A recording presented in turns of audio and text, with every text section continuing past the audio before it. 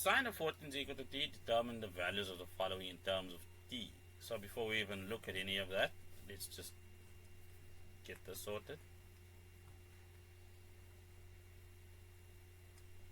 So that's some angle 14, and sine is opposite over hypotenuse. That's our 90-degree angle.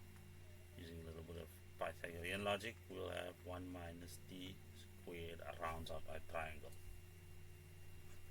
From there we can read whatever is required of us over here. So 4.1.1 cosine of 14 degrees, that's just going to be, well, adjacent of hypotenuse, so that's going to be square root of 1 minus t squared over 1, which is the hypotenuse, adjacent of hypotenuse.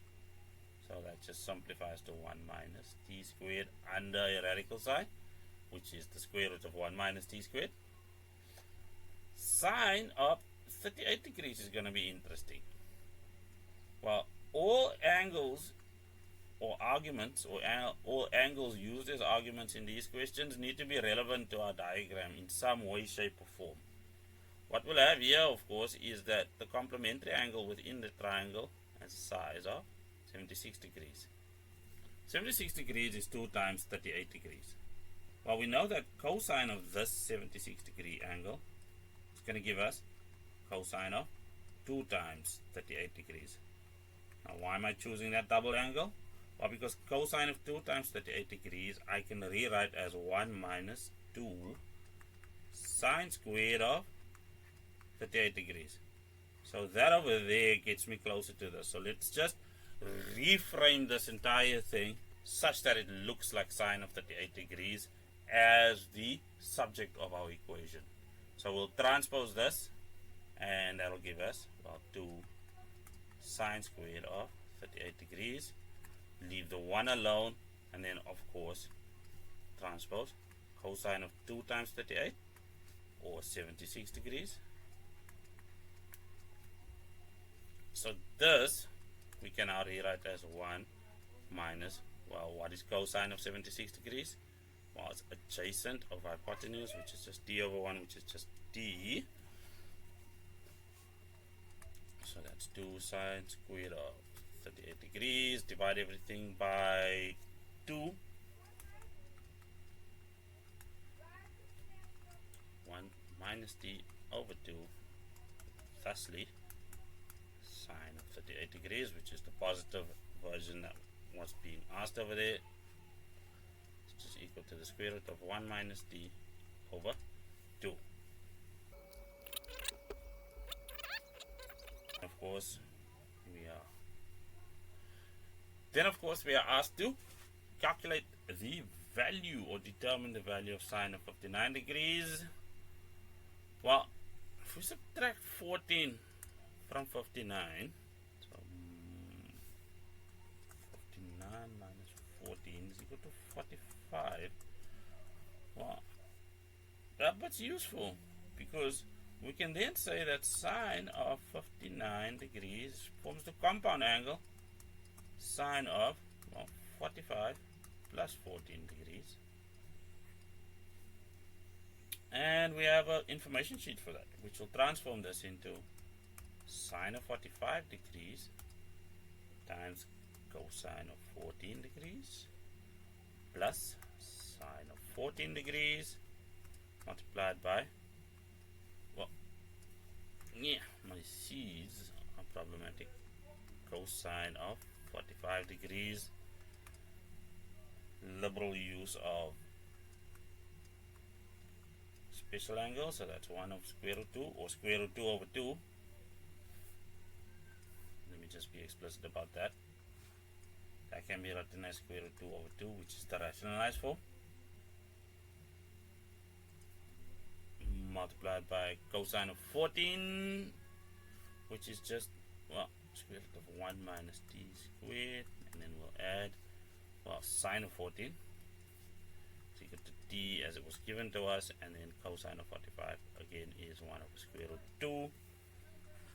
Options, options, options. We can then just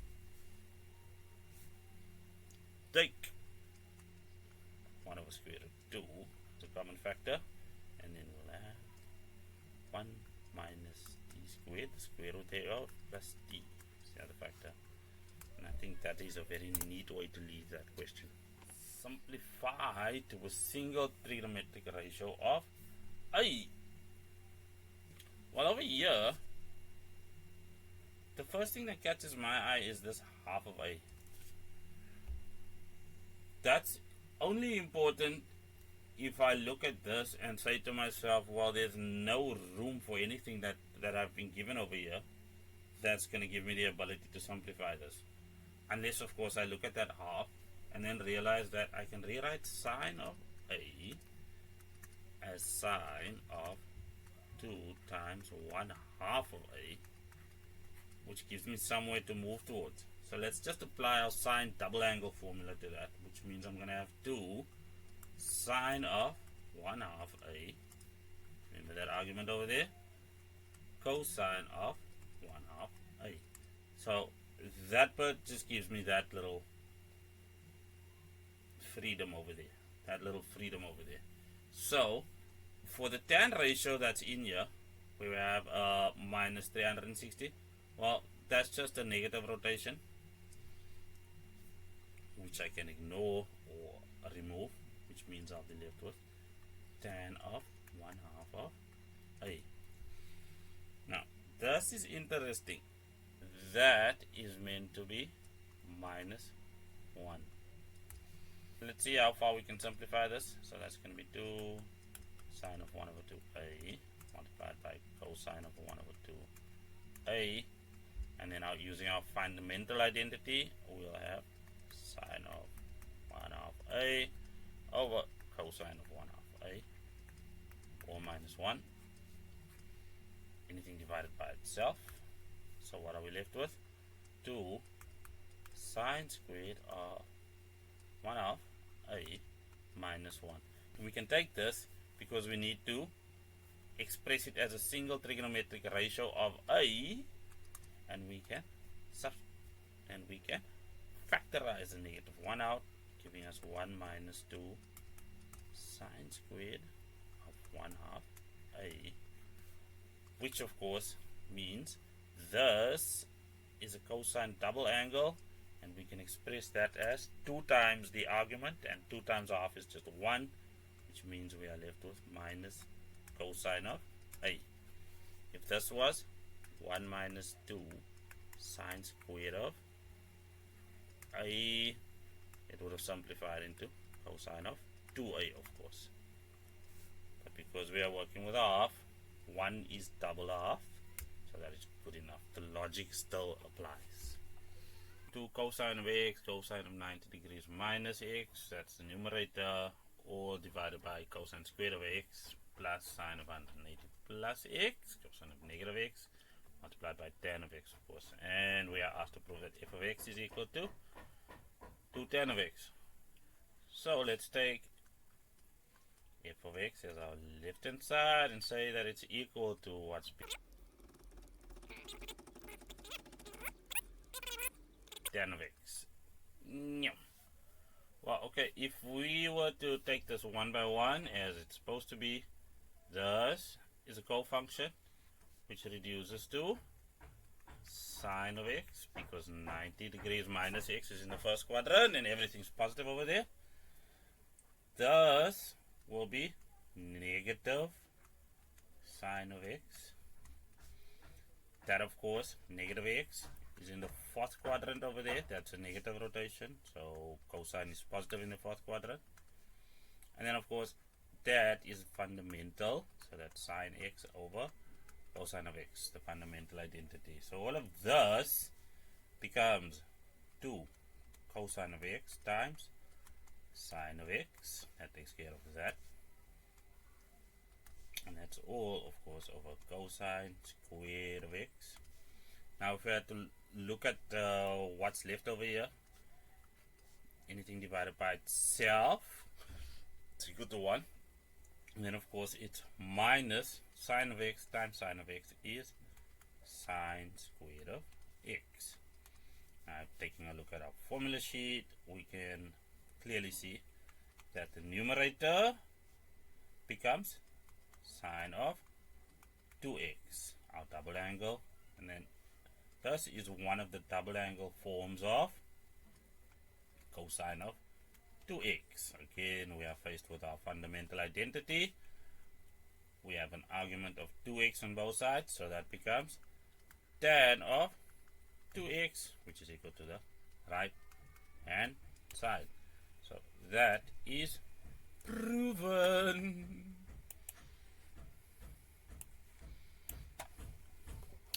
There, we have space once more.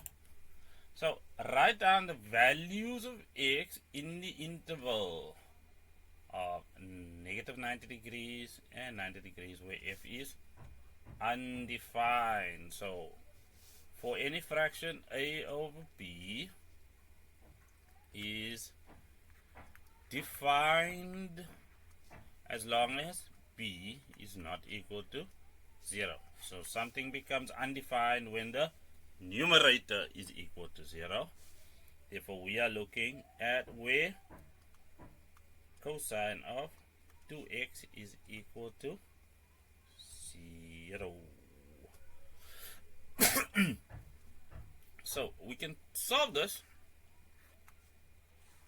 or we can take a graphical interpretation of it. So the normal cosine graph does this. So that's cosine of, for cosine of x, this will end at 360 degrees. That part right there is 90, and this part right here, negative 1, is where we have 180 degrees within the domain. So all of those values get divided by exactly 2. If we were to take that, so that this becomes 90 degrees, and then this becomes negative 90 degrees, and all of those instead of 180 and negative 180. So what does this want? Well, it wants to know where this is undefined, so we're looking at the values where this graph is equal to 0, which would be x being a member of negative 45 degrees and 45 degrees, those two specific values right there. So that's the graphical interpretation of the equation. You can also do a general solution and then pick out these values, of course, from there. To determine the general solution of the above equation, which reads cosine of theta plus 30 degrees or equal to a half sine of theta. So let's have a look at that. The left hand side is a compound angle, which we can find on our information sheet, and it should expand into the. So let's switch colors so we can understand what we'll be doing to these special angle triangles or special angle arguments, which are 30 degrees. That's 1, 2, square root of 3. So cosine of 30 is square root of 3 over 2. And that's of course multiplied by cosine of theta.